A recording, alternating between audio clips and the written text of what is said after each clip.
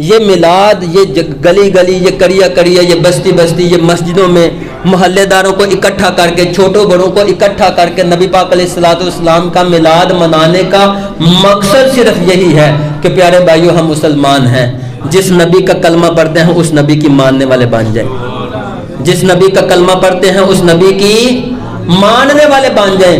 یہ نہ ہو کہ ابھی جو ہے وہ لنگر کھا کے صبح جا کے سو جائیں اور صبح ہمیں فجر کی جو ہے وہ فکر نہ ہو۔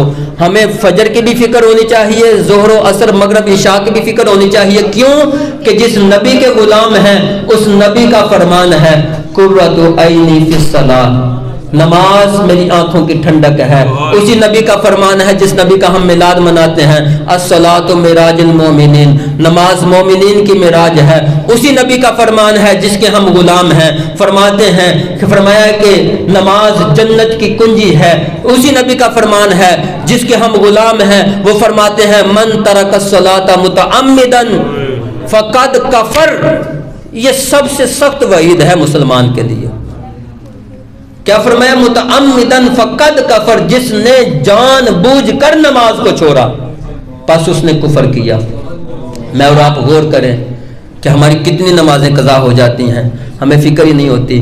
محبت مصطفیٰ صلی اللہ علیہ وسلم رکھنے والوں، آئیں اتباع رسول میں بھی ہم آئیں۔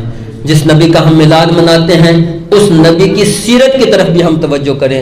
اللہ پاک ہم سب کا حامی و ناصر ہو۔ اللہ پاک ہم سب کو نبی پاک علیہ الصلوۃ والسلام کی پکی سچی اور سچی محبت نصیب فرمائے۔ آمین بجاہ النبی الامین صلی اللہ علیہ وسلم۔